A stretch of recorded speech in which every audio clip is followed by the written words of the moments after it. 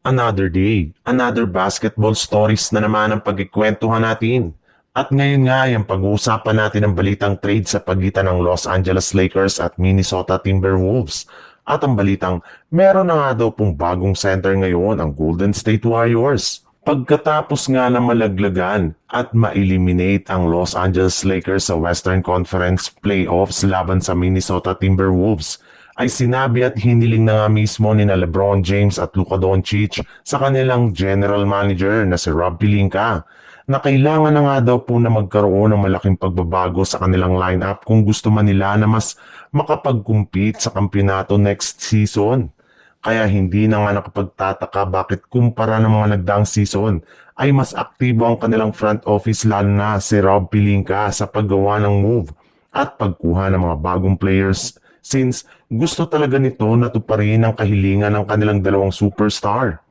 Bukod rin nga dyan, naging malaking tulong rin naman nga sa Lakers ang pagkakaroon nila ng isang Luka Doncic na siyang naibalitang personal na nag-recruit kina Marcus Smart at DeAndre Ayton para lumipat ito sa kanilang kupunan na Los Angeles Lakers. Kung mga nagdaang season nga ay iniiwasan ito ng mga magagaling na players, ngayon nga ay isa na sila sa mga top destination ngayon.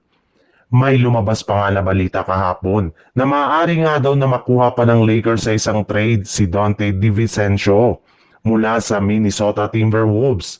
Maaari nga daw na i-offer dito ng Lakers sina Gabe Vincent at Dalton Kenny. Ngunit sa kasamaang palad, mismo ang Wolves na nga ang nagsabi na wala silang balak na makipag-trade sa Lakers ngayong off-season.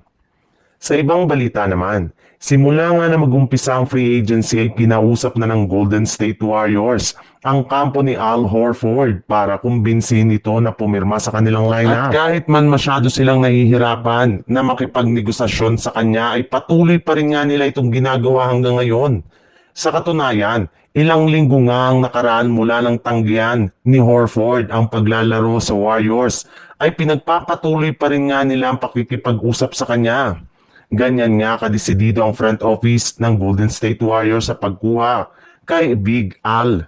Lalo pat naniniwala nga sila na malaki ang magiging impact nito sa kanilang team kapag nakuha nila siya sa free agency market.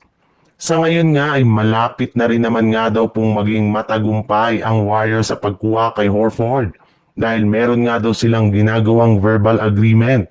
Sadyang mangyayari lamang nga daw ang official na pagpirma nito sa kanilang team kapag na-figure out na ni Mike Dunleavy kung ano ang mangyayari sa kanilang batang player na si Jonathan Kuminga.